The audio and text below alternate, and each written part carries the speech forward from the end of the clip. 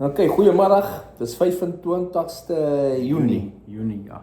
en ek het vir Dylan hier by my. Nou Dylan, julle sal onthou, was 'n paar weke terug saam met my op 'n live. Dylan het gou 'n draai kom maak by my. Hulle is nou presies 8 weke in Amerika. Ja. So Dylan, vertel gou vir die mense hoe het jy die laaste 8 weke experience? Dis die ervaring van 'n leeftyd hoor. Ek het die laaste 8 weke seker meer ervaar as wat ek die laaste 10 jaar in Suid-Afrika het, as ek nou regtig waar eerlik is. Is 'n ongelooflike land. Ek sê nou vir die oom, het voel nog steeds vir my sommige dae as ek opstaan is 'n droom. Ek kan nie glo jy is hierson nie. Regtig ongelooflik. So julle is nou hier gekom 8 weke terug. Julle is al lankal op julle eie. Julle het binne 3,5 weke gevat as julle op julle eie aan die gang af in die program af. Julle is een van die, julle is die wat ge-out-migrated van Rhode Island af. Net so. Ja. En dan toe, en vanaf julle hier gekom het, wat was het net 3 weke, né? Ja. Toe was julle op julle eie. Ja, in 'n woonstel en alles. Ja, so, sê gou vir die mense nou, waar bly jy? Jy hoef nie die adres en goed te gee nie, maar waar julle bly, wat se woonstel, hoe lyk jy woonstel, en dan, wat het jy werk, en die tipe, het jy ryding en die tipe ding. Alright, so ja, vir die wat wel my op Facebook gekontak het, daar het baie mense na die vorige keer dat ons die live gedoen het, sien my posts en goed ook daarop. So julle kan gaan kyk daarna as julle wil sien hoe die goed fisies lyk, maar ons bly op die oomblik in Brentwood, wat tegnies maar baie ryk area is, en selfs in Nashville wat dit is 'n goed af area, wel af area.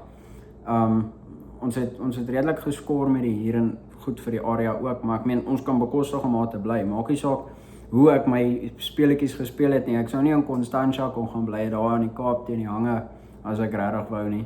So ons bly in 'n lieflike 2-slaapkamer woonstel. Dis 1100 square feet. Ons het 'n lekker balkonnetjie. Kamers is massief. Dis massief. Ek weet actually nie wat om met al die spasie te doen nie. Ek het 2 lesenaars al langs mekaar opgesit en ek kan nog 'n derde een al langs sit as ek regtig wil. So ja, dis ongelooflik. In die begin toe het ek 'n tweedehandse kar kontant gekoop, vir $8,000, maar dis tax ingesluit gewees. So ek het met hom rondgery. Ongelukkig toe ek het 'n warranty op hom gekry. Mens moet net stoot vir dit. Onderhandel met hulle kan dit vir jou doen as jy regtig moeilik is met hulle. So warranty gekry. En na die warranty, wat het gebeur? Hy het 'n CVT gearbox en die gearbox het toe begin gaan. Ons was op pad Murfreesboro toe en ek moes 'n iPad gaan koop vir my werk. En toe begin die ding so klek en die kar begin so ruk. Toe vat ek hom terug na die dealership toe ry ek hom in en sonder 'n kredietskor het hulle my goedgekeur vir 'n Nissan Frontier bakkie, splinter net uit die boks uit. Dit is 'n ongelooflike bakkie. Ek is so gelukkig. Ek ry daar in die verkeer elke dag. Ek sit hoor as al die ander mense, behalwe as daai groot rambakkies verby my kom. Maar hulle laat my soos 'n bantam voel as ek daar ry. Maar ongelooflik. En ek meen, ek betaal hom af. Hy werk my nie 'n fortuin 'n maand uit nie. Maar is seker nou maar duur as jy gaan kyk na jy kon goedkoper opsies gekry het, maar ek meen ek kan dit op die oomblik doen, so ek het besluit om dit te doen. En ek bou vinnig krediet op. Ek het 'n kredietskor ook van 550, sê maar plus minus. So jy is klaar by 550 punte op die kredietskoor na net 8 weke. 8 weke, ja, en vir die eerste 3 weke het ek niks krediet eers begin maak nie.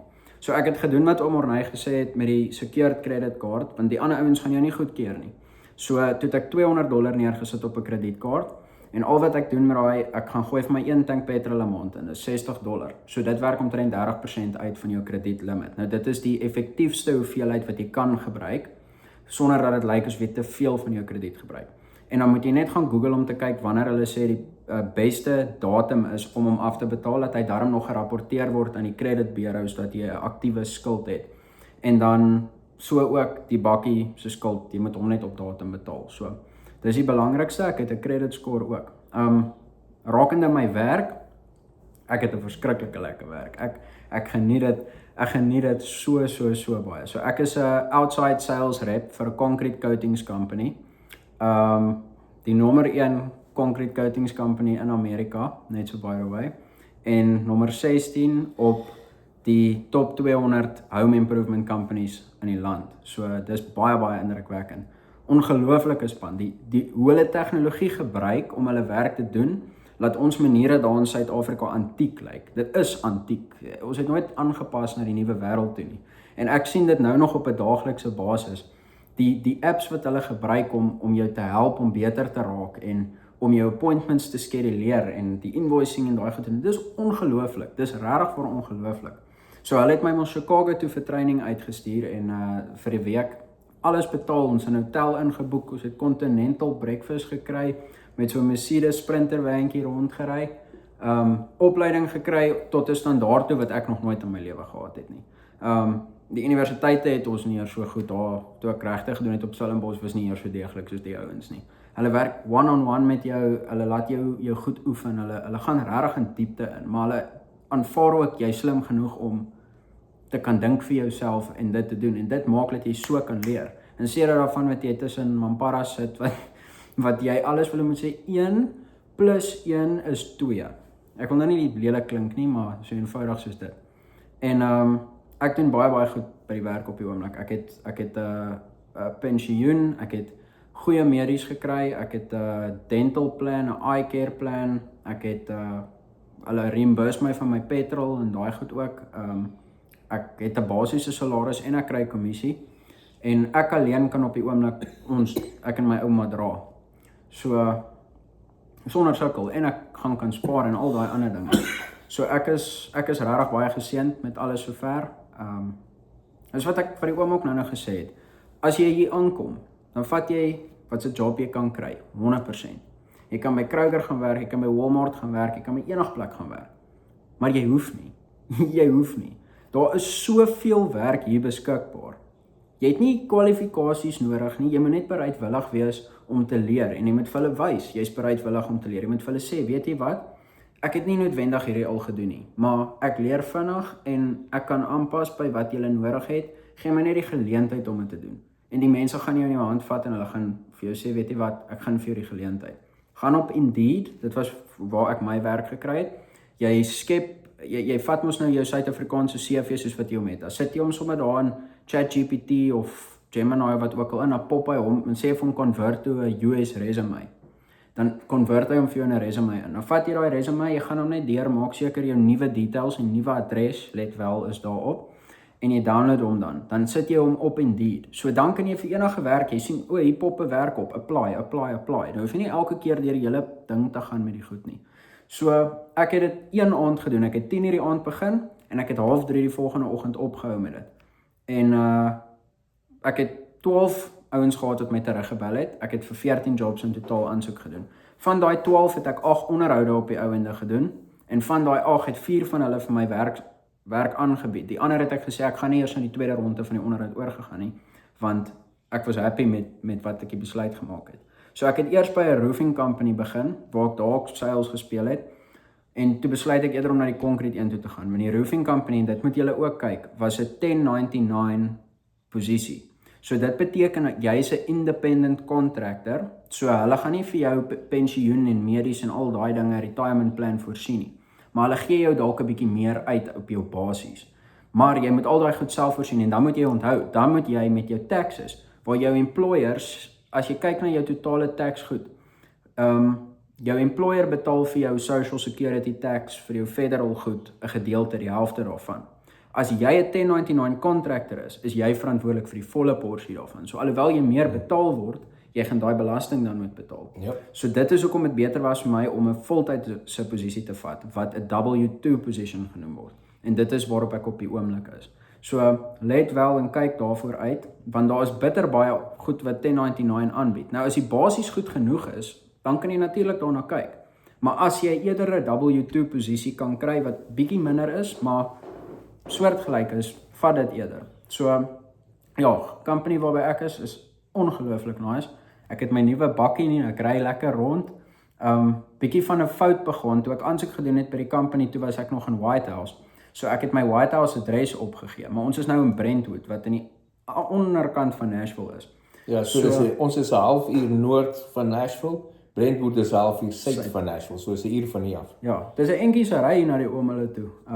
Maar ek is nog steeds mal oor Whitehouse. Whitehouse is baie nice plek. En hulle skeduleer my afsprake waarheen ek in die dag moet ry op grond van wat my adres is. So hulle kan eers na 'n maand dit verander. So ongelukkig skeduleer hulle al my goed asof ek in White House bly nou en vir die volgende 2 weke gaan hulle ook nog. So ek ry op die oomblik in die rigting van 300 myl 'n dag, ten minste 200 'n dag. Vandag was 'n bietjie beter. Ek dink ek het vandag maar 180 myl gery. So dit werk maar op die bakkie, maar soos ek sê, hulle betaal die bakkie se paaiement, sy versekering en wat ook al se geld ek moet wegsit om hom te maintain. So op die einde van die dag maak dit nie vir my saak nie. Ek is baie bevoordeel. So ek het gou een vraag. Right. Is nou 8 weke hierso. As jy nou terug gaan, nou jy kos gaan terug 8 weke terug. Nou is dit dag 1. As jy nou dag 1 weet wat jy nou weet, wat sou jy verskillend gedoen het? Dis 'n baie goeie vraag oom. Is daar een of twee dinge wat jy anders sou gedoen het as jy nou dag 1 weet wat jy nou weet? Ja, waarskynlik net 'n bietjie minder ge-worry het, dink ek, want Ja, beslis. ja, hierdie is 'n nice land. As jy bereid is om jou gedeelte in te sit, dan gaan die land vir jou ook insit. Ek dink net daai wete sou my baie gehelp het terwyl ek ingekom het. En natuurlik is daar dinge wat jy leer, soos met die proses wat jy eers moet doen met jou Social Security kaart, wat eintlik maar die belangrikste van alles is. Net om te geweet het, jy moet jou I-94 saamvat, sulke klein goedjies, maar dit het ons in die vorige onderhoud bespreek, daai goed. Ek probeer nou dink, daai is 'n baie goeie vraag.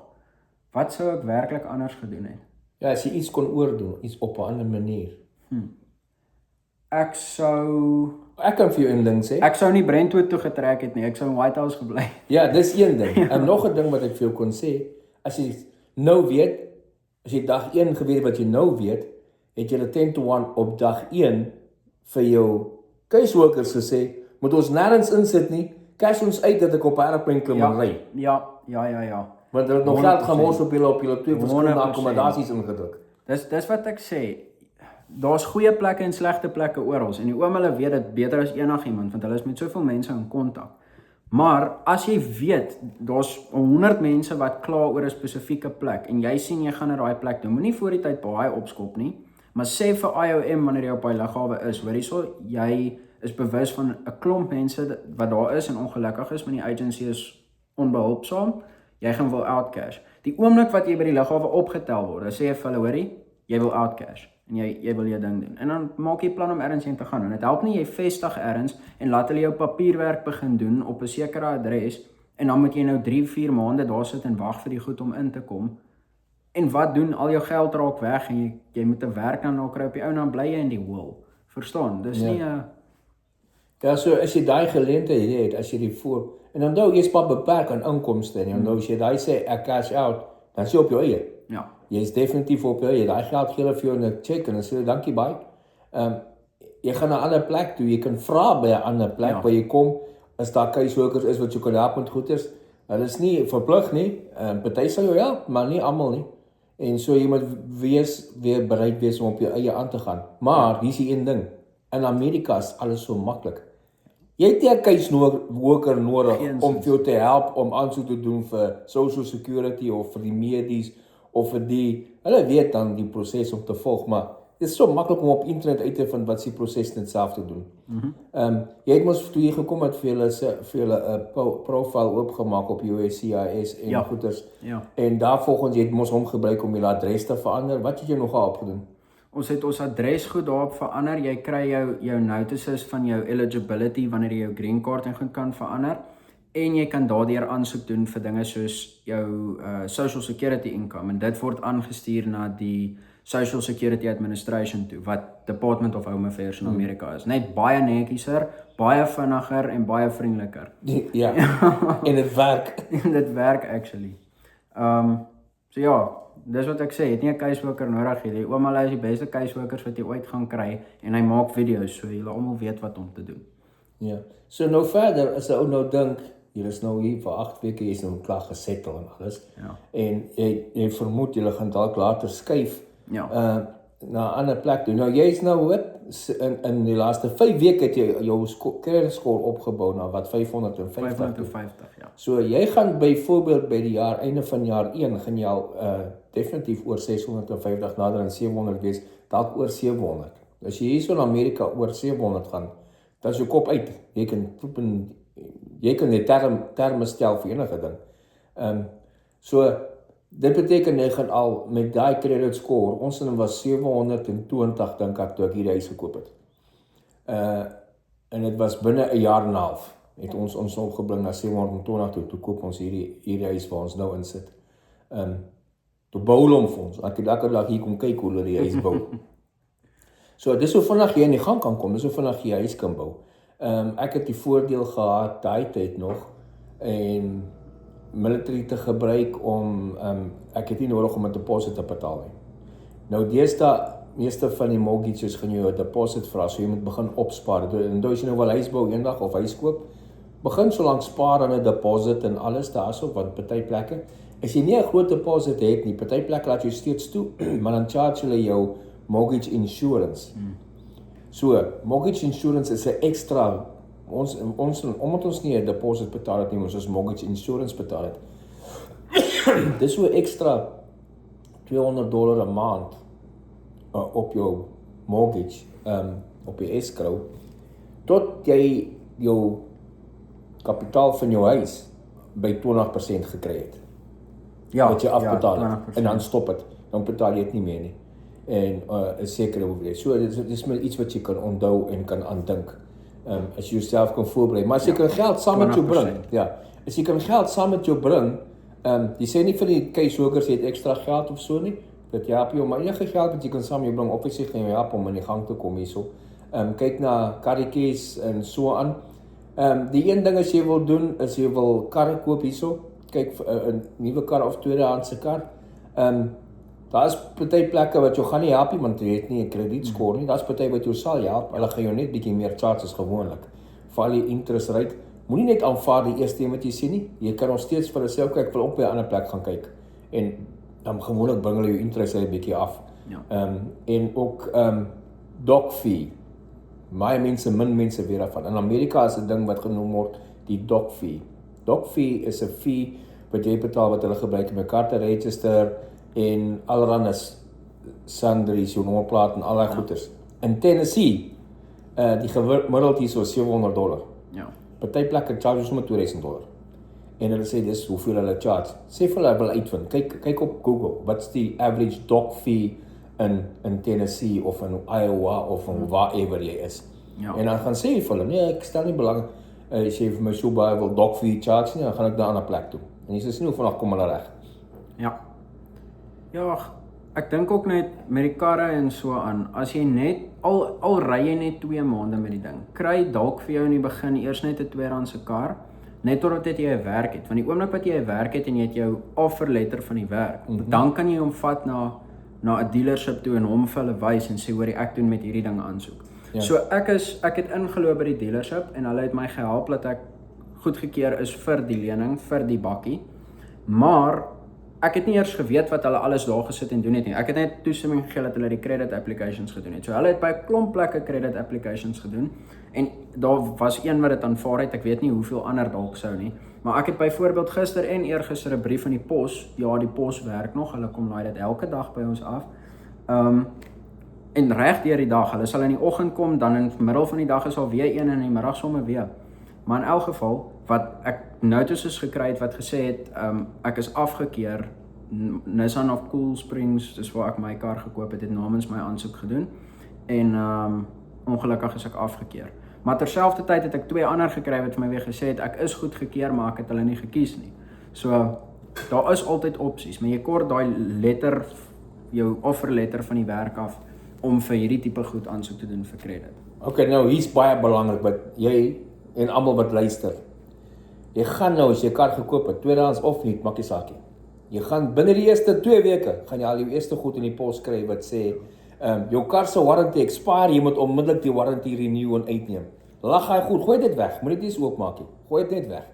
Jou warranty word uitgesorteer by die garage waar jy die kar koop. Daar sit klaar op jou, jy betaal vir die warranty. 'n Splinter nuwe kar, klaar. bumper to bumper 3 jaar warranty anyway, plus wat ekstra hulle bysit. So, moenie nog 'n warranty ding, jy gaan dit in die pos kyk, gaan lyk of wat van die garage afkom, maar dis nie hulle nie. Ek het dit in gewys al. Ek kry nog steeds, ek het 'n kar laas jaar in Junie maand 'n nuwe kar gekoop. Ek kry nog steeds van verskillende plekke. Jou warranty expire, maar my kar het 'n lifetime warranty op. Ja. Maar ek kry nog steeds papiere van hulle af. Dis een ding wat jy gaan kry. Tweede ding wat jy gaan kry, beslis. Nou dat jy 'n kar gekoop het op hier en jy het nou credit score, jy gaan begin kredietkaart aansoeke in die pos kry. Ek het 'n kredietkaart laasweek gekry. Jy gaan dis wat ek sê. Jy gaan 'n actual kredietkaart in die pos kry. Dit sê al wat jy moet doen is trek hy streepie af, sign en gebruik hom die eerste keer en sy geactivate. Moenie dit eers aanvat nie. Sny die ding op in stukkies en gooi hom weg. So party kry jy kredietkaarte, party kry jy net jy weet doen aansoek. Jy moet net een kredietkaart hê. Want jy gaan jou hele insurance of jou hele wat jou goed credit rating opneek as jy meer as een kredietkaart. Jy sê 2 is alright, maar niks meer as 2 nie. En nie net dit nie, die Amerikaners doen dit. Hulle kry daai ding in die pos. O, hier is 'n kredietkaart vir jou en jy het 5000 op hom. En hulle vat hom. Hey, dankie, free money. Maar hulle moet dit terugbetaal. Dis hoekom maar so groot kredietkaart skuld in Amerika is vir mense wat om kredietkaart skuld is. En dan gaan betaal hulle net terug die minimum. So jy het 'n kredietkaart wat $5,000 op het. Jy max hom out. Jou minimum payment elke maand $96. Dit betaal jy net die minimum. Jy kan nie eintlik meer gebruik nie want die volgende maand is dit weer terugvol, want jy het nie om 'n $5,000 kredietkaart net minimum elke maand te betaal, gaan jou 19 jaar vat en jy gaan op die ou en $23,000 afbetaal het op daai $5,000. So, bly weg. Kredietkaarte, whatever jy het, is jou $2,000 limit of wat, moenie meer as 30% spandeer van die kaart nie en dan betaal jy hom op heeltyd. Ja. En dis gaan jy krediet score bou en vinnig bou en ook jy bly die skuld het. Ja.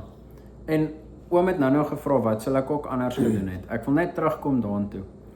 Ek gaan nou eerlik wees. My Engels is alright. Ons het in Suid-Afrika ook maar Engels met die mense elke nou en dan moes praat, maar hierso veral omdat Engels die mense se ware huistaal is. Dis soos ons wat Guara met 12 tale nou met die vingertaal wat ook nou een is nie.